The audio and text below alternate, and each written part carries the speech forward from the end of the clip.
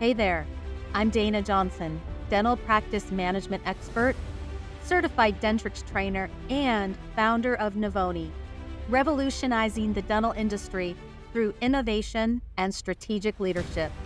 It wasn't long ago that I lived in your shoes, navigating the daily challenges of managing a dental practice with the hopes and dreams of having a productive schedule, money in the bank, and getting home on time to my sweet daughter. After 25 years working in the dental practice and 17 years as a certified Dentrix trainer, I found my life's work, helping dental teams one-on-one, optimizing their systems and software. If you are looking to create the thriving dental practice you have always dreamed of and empower your high-performing dental team, you are in the right place. Let's get started. Hey there. Okay, our fifth and final episode on fall cleanup, cleaning up your Dentrix database. Today, we're going to tackle old, outdated treatment plans. And so this is also a lot for the clinical team, but also I want to start giving you some ideas of how to give your admin team some empowerment, authority, that they can also help clean up old, outdated treatment plans. And so, this is definitely one of those questions I get, and there's never an answer that is going to fit everybody. Cleaning up treatment requires more decision about, how are we going to do it? Because it does require just a little bit more research of what it is. You might have to look up the contact history on that patient. You might have to see, is there a treatment plan? How old was the treatment plan done? Is this still an active patient? And, so cleaning up treatment plans is just a little bit more than all the other topics I talked about, because it's not just the push of a button to clean it up. It does, and it's not that black and white. There's some subjective areas when it comes to treatment planning, because one person might think, oh yeah, they're gonna do it at some point. One of these years, that patient is gonna do that night guard, or another team member might be, no, just get rid of it. They're never gonna do that. But then, it's kind of subjective, because it is based on your opinion or your hopefulness, I guess, that the patient is going to follow through with completing that treatment. But here's what happens is that, the clinical team really is the driving force of making sure that the treatment is up to date and accurate, because the clinical team, you are the ones that you are discussing treatment options, you're diagnosing, you are the ones that are talking with the patient in a clinical area, okay? And so the treatment plan is really your baby. It's really where you want to make sure that you're having those conversations about treatment, case acceptance, and treatment planning in the back. But we can also create some systems and protocols for your admin team, who might be the people on your team that they are following up with unscheduled treatment, and they're the ones that are maybe doing the financing options and things like that. So, but we really want like the yes to happen in the back, and if the patient isn't saying yes in the back, then we have to figure out, what are we going to do with this treatment? Like, are we just going to let it sit there for years? Or are we actually going to make a decision on rejecting that treatment and keeping it more up to date and current.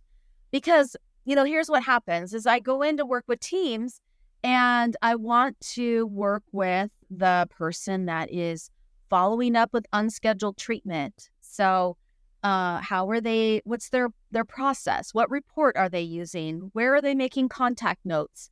And, so what happens is I get these conversations that are like, oh my gosh, I don't even want to go through that list because every time I do, there's just all this old stuff and I just don't know what to do with it. And so we want to create some rules around what do we do with treatment when patients are on the fence. If a patient says no, I would much rather have a no than have this treatment in limbo for years. So if a patient's on the fence and that treatment's been in there for a few years and they're on limbo and they're hemming and hawing about it, I don't know if I'm going to do that. I waited for my IRS refund check, but then I ended up having to spend it on new tires and, I don't know if I can do that. I mean, the stories.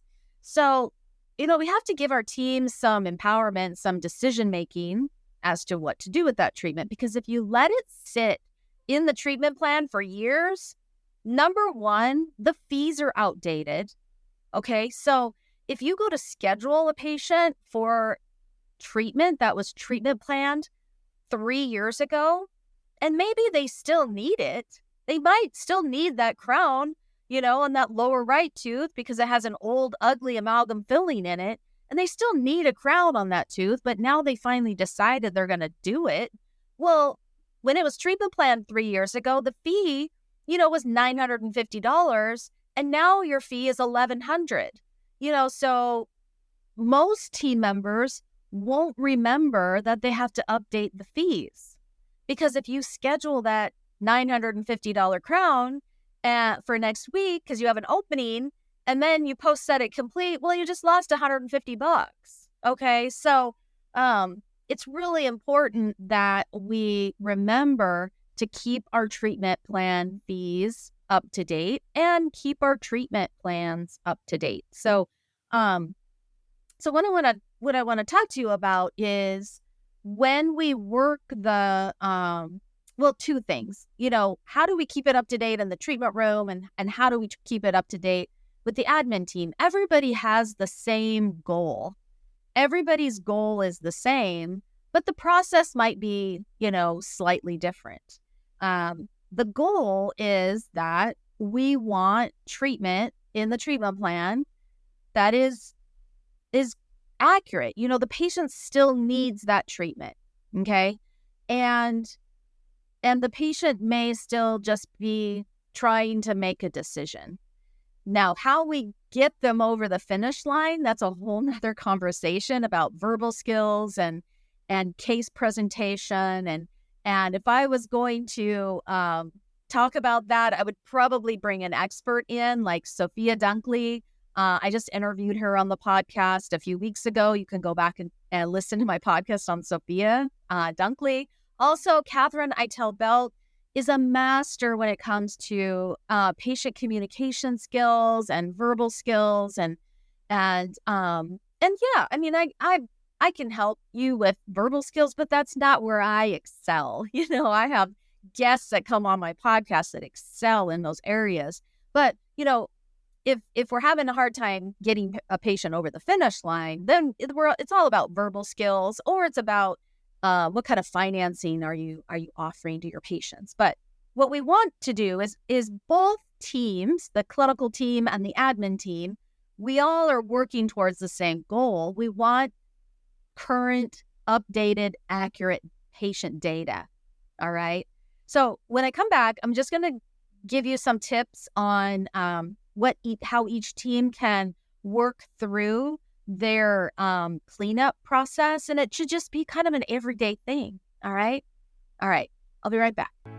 Did you know that you could increase your team's productivity by up to 200% if you had a formal team training program in place and Businesses that do have a formal team training program in place also enjoy up to a 24% increase in profit margin.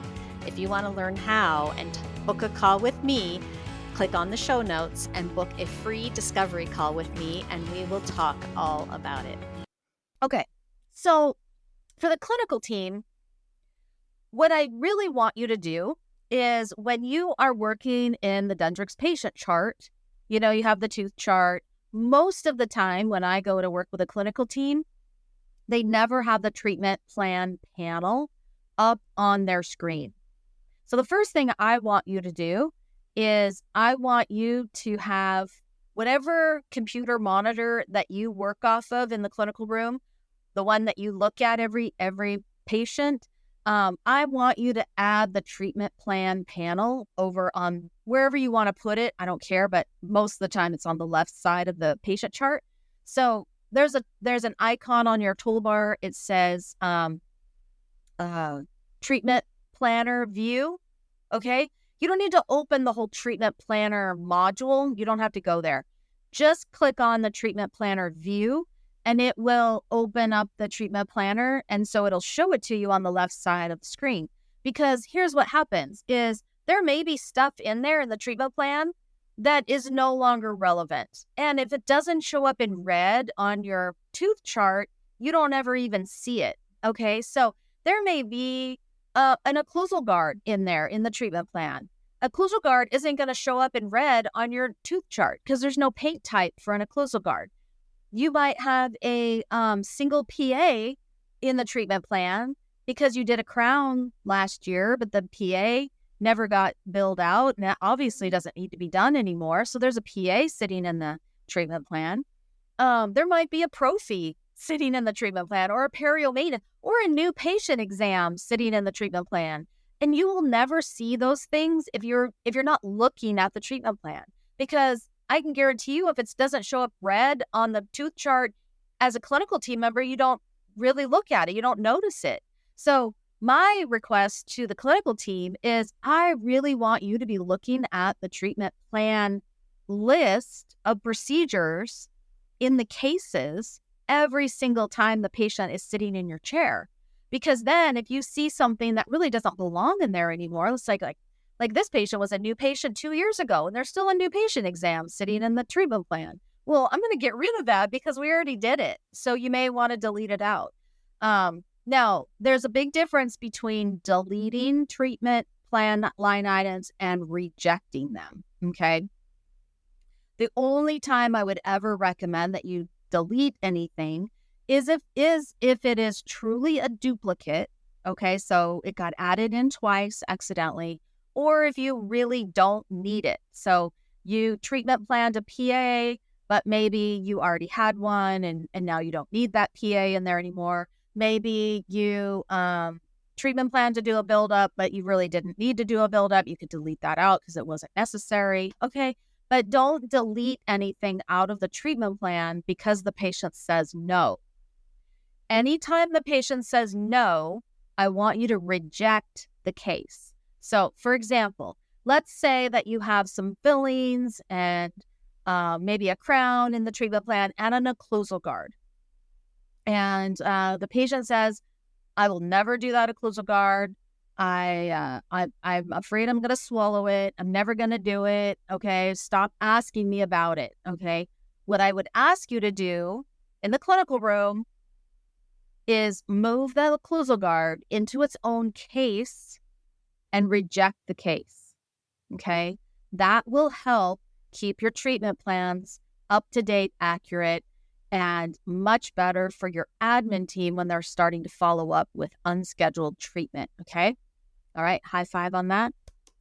Okay, admin team, because what you're going to be doing is you're going to be using the treatment manager report, hopefully on a weekly basis, at least a couple times a week. That's what I teach. A couple times a week, you are using the treatment manager to follow up with patients who have unscheduled treatment, okay?